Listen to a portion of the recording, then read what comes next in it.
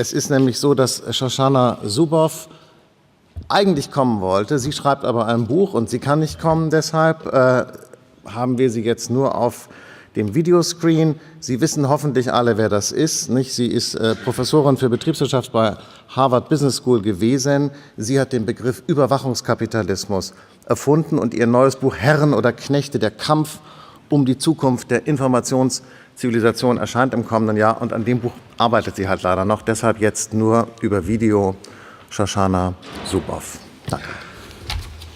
Thank you for this opportunity to join you today. Please know that I am with you in spirit, and I truly wish that I could be there in body as well. Perhaps Frank Schirmacher's greatest gift was his ability to discern the world historic within the cacophony of daily news, not merely to observe, but to pounce on it, to wrest meaning from it.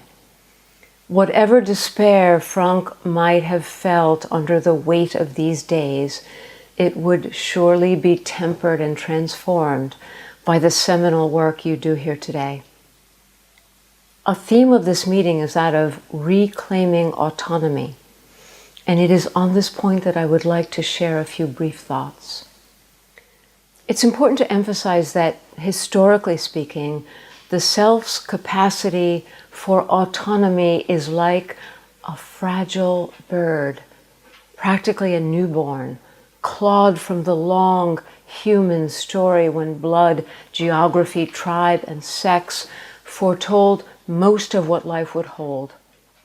The autonomous self is not an isolated unit beyond the social, as some would have us think, but rather the capability to live a fulfilling, effective, and moral life without the old rules and structures. The great Norbert Elias called this the shift from a we identity to an I identity, a shift in the balance of human possibility. The isolated I stepped out of the shadow of social allegiances, Elias writes, and the we-I pendulum swung in the opposite direction. This form of I identity has spread wide and deep. Wide and deep has meant the intensification of human subjectivity, the sense of the primacy, validity, and legitimacy of lived experience, and the recognition of the individual as the necessary source of moral responsibility. In order to succeed, the autonomous self must be committed to perpetual search, the constant effort to create meaning, never completed, always arduous, sometimes uplifting. Antonio Machado rendered the essence of this new search for the 20th century. Caminante no hay camino, se hace camino al andar. Traveler, there is no road. The road makes itself as you walk. It was a song for all of us, orphans of history, for whom the road is no longer given by the mothers and the fathers, but makes itself from the raw material of ourselves. Wide and deep, yes, but always slow and halting, and always in dialectical tension. The burdens of self-authorship are great. We may be inspired and exhilarated, but also depleted and challenged beyond our means. There is no linear progress. Nothing can be taken for granted. In his 1971 essay, Education After Auschwitz, Adorno attributes the success of German fascism to the overwhelming burden of this search. He writes, "One must accept that fascism and the terror it caused are connected with the fact that the old established authorities decayed and were toppled, while the people, psychologically, were not yet ready for self-determination. They proved to be unequal to the freedom that fell into their laps." Adorno alerts us to a lesson that we do not want to learn again. In the absence of traditional authority, the failure of the autonomous self paves the way to moral collapse. That's why all the essential questions in the social sciences during the post-war decades were in one way or another directed toward understanding this crisis of the autonomous self, that it might never reoccur. A generation of scholars endeavored to unlock the sources of the crisis in the themes of conformity and compliance, power, authority, and social structure, roles and hierarchy, social norms and group pressure, stereotyping and prejudice. They explored constructive ways to cure the burden of the search by empowering individuals and strengthening mutual respect through positive new group dynamics, approaches to education, new forms of organization, and psychotherapies that credit the active self. By late century, it seemed that the oscillation had moved back toward the I identity, but there were new problems. It was less that individuals were unequal to the freedom that history threw into their laps, and more that institutions remain unprepared to engage or support the intricacy and significance of individualized lives. The digital entered everyday life summoned by this chasm and was quickly embraced as the missing link that could enable and sustain an empowered self. Connection. It was the word that summarized it all. It meant community, linkage, friends, sociality, interdependence, collaboration, all of it freed from the impediments of hierarchy and boundaries, of time and space. Connection, it rang with the promise of self-determining people forging their chosen paths with their chosen companions.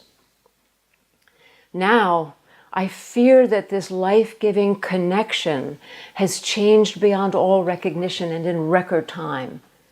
This change has become more visible as the force behind it becomes more confident and audacious. To put it simply, connection has become an economic imperative. The means of connection proliferated under the control of private firms, and connection itself was repurposed as the face of a new market form that I have called surveillance capitalism. Connection is now the means to others' profitable ends. As our behavior is mined for the development of products that predict our futures, products that are sold into newly established behavioral futures markets. Such markets began with advertisers, but now spread to other sectors: insurance, health, finance, retail. From the perspective of revenue generation, the firm is indifferent to what or whom is connected, as long as these connections play their part in feeding the cycle of surveillance, data capture, product development, and sales. A consequence is that connection can no longer be understood only as a resource for self-determination.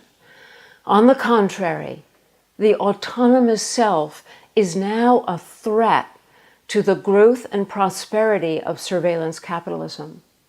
We have moved past a threshold and now must reckon with connection in a wholly new way. Should connection now conjure different associations? Infection, infiltration, plague, contagion, vulnerability, powerlessness. To what extent has this source of freedom become unfreedom, a space with no exit?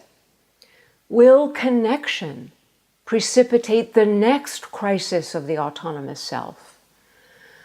I pose these final points as questions, not answers, in order to remind myself of what search was.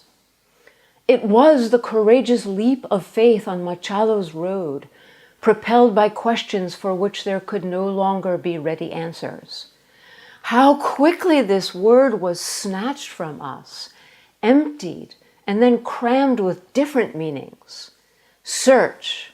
It's now a painless click, tap, or blink to render an already existing answer that lives in the secret code of an indifferent algorithm, ready to be of immediate assistance, lest the question stir us to look elsewhere, perhaps even to ourselves, and thus awaken the slumbering capacity for autonomy. Elias reminds us that our ability to learn about the unplanned things that befall us is slow, always lagging the social processes that engulf us. In these circumstances, he writes, it is especially important not to allow oneself to be misled by wishes and ideals into confusing what one desires with what is actually happening.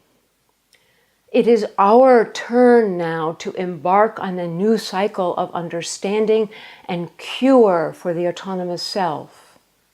Fortunately, you gather to stare down the truth of these new days.